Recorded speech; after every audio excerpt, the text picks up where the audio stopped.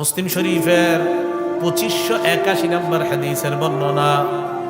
قال رسول الله صلى الله عليه وسلم সাহাবাদেরকে আল্লাহ নবী বললেন, আতাদরুনা মাল মুফলিস, ও সাহাবারা নিঃস্বকে জানোনি? সাহাবারা বললেন, আল মুফলিসু ফিনা মান লা দিরহাম লাহু ওয়ালা মাতা। ইয়া রাসূলুল্লাহ, আমাদের মধ্যে নিঃস্ব ওই ব্যক্তি যার সম্পদ নাই, সোনা দানা নাই, স্বর্ণ রূপা নাই, সে হলো আমাদের মধ্যে নিঃস্ব। নবীজি বললেন, ইন্নাল মুফলিসা মিন উম্মতি ইয়াতি ইয়াউমাল কিয়ামাতি বিসসালাত ওয়া সিয়ামিন ওয়া যাকাত। আমার উম্মতের মধ্যে নিঃস্ব ওই ব্যক্তি যেই ব্যক্তি কিয়ামতের ময়দানে সালাত, সিয়াম আর যাকাত, নামাজ নিয়ে, রোজা নিয়ে, যাকাত নিয়ে উপস্থিত হবে। নামাজ, রোজা, যাকাত নিয়ে আসবে। তো সাহাবারা অবাক, এই ব্যক্তি আবার নিঃস্ব হয়ে কিভাবে? নামাজ নিয়ে, রোজা নিয়ে, যাকাত নিয়ে গেলে নবীজি বলেন, ইয়াতি ওয়া কদ শাতামা হাযা, এই ব্যক্তি নামাজ আর রোজা আর যাকাত নিয়ে আসবে, তবে লোকটা আরেকজনকে গালি দিয়েছে। ওয়া কাযাফা হাযা, এই ব্যক্তি দুনিয়াতে আরেকজনকে পাথর ছুঁড়ে মেরেছে, ঢিল ছুঁড়ে মেরেছে। ওয়া আকালা মালা হাযা, আরেকজনের সম্পদ অন্যায়ভাবে পেটে ঢুকাইছে আর প্রত্যেক বছর হজে গেছে। হজে গেছে, এটা নাই হাদিস, আমি বললাম। মনে করেন একজন আরেকজনের সম্পত্তি মারে আর প্রত্যেক রমজানে উমরা যায়, রমজানে উমরা করলে ফজিলত, উমরাতুন ফি রমাদান কাহাজ্জাতিন মাই, রমজানে উমরা করা মানে নবীজির সাথে হজ করার সওয়াব। সুবহানাল্লাহ। তো এই জন্য হজরতে উমরাও করে, হজও করে, কিন্তু সম্পদ আরেকজনের না মারে। আকালা মাল হাজা, না উমরা করা তো দূষণীয় না, কিন্তু আরেকজনের সম্পদ মারাটা তো দূষণীয়।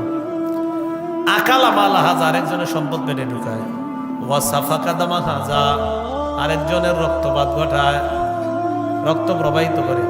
কিয়ামতের ময়দানে মাজলুমরা আসবে জালেমের কাছ থেকে বিচার নেওয়ার জন্য। কি বললাম? জালেমের কাছ থেকে কি নিতে আসবে? বলেন না একবার। বিচার চাবে, বিচার চাবে আল্লাহর কাছে। আল্লাহ, জালেম আমাদের উপর জুলুম করছে, বিচার চাই। খুব সাবধান। একটা চড়ুই পাখিরও যদি জুলুম করেন, এটাও আল্লাহর কাছে বিচার দিবেন। আর সেখানে মানুষ, কি বললাম, চড়ুই পাখিরও যদি জুলুম করেন, এটাও বিচার দিবে। নাসাই শরীফের 4446 নম্বর হাদিসে আছে, রাসূল সাল্লাল্লাহু আলাইহি সাল্লাম বলেন, মান কাতালা উসফুরান আবাসা, কেউ যদি একটা চড়ুই পাখিকে অন্যায়ভাবে হত্যা করে, আজ্জা ইলাল্লাহি ইয়াউমাল কিয়ামা, এই চড়ুই পাখি কিয়ামতের ময়দানে আল্লাহর কাছে মামলা দায়ের করবে তার বিরুদ্ধে। ইয়া রাব্বি ইন্না ফুলানান কাতালানি আবাসা, আল্লাহ, এই লোক আমার অনর্থক হত্যা করেছে। ওয়ালাম ইয়াকতুলনি লিমান ফাআ, আমাকে কোনো কারণে ছাড়াই হত্যা করেছে। মাবুদ, আমি বিচার চাই। সেখানে মানুষ। সাবধান, জালেম হয়ে না, খুব বিপদে পড়ে যাবে। চড়ুই পাখির উপরে জুলুম করলে বাঁচার রাস্তা নাই, তাহলে মানুষের উপর যদি জুলুম করা হয়, বাঁচার রাস্তা থাকবে? আর মানুষের মধ্যে যদি মানুষটা ইমানদার হয়, হ্যাঁ, ইমানদার হইলে মাজলুমরা এসে বলবে, আল্লাহ বিচার চাই। ফায়ুতা হাদা মিন হাসানাতিহি, এক মাজলুমকে জালেমের নেক আমল দিয়ে দেওয়া হবে। দেওয়ার পর আরেক মাজলুম এসে বলবে, আল্লাহ বিচার চাই। ফায়ুতা হাদা মিন হাসানাতি, এই জালেমের থেকে নেক আমল আরেক মাজলুমকে দেওয়ার পর আরেকজন এসে বলবে, আল্লাহ বিচার চাই। ফাইন ফানিয়াত হাসানাতুহু, আমলনামা যদি শেষ হয়ে যায়,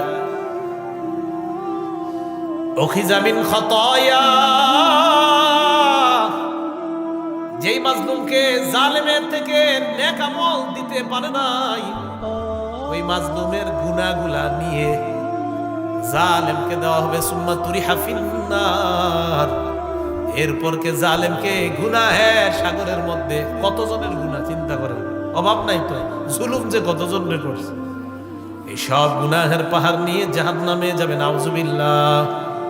তো নামাজ, রোজা, হজ, যাকাত কই গেল? জালেম হয়েন না। জালেম যদি হন তাহলে অবস্থা খারাপ হয়ে যাবে।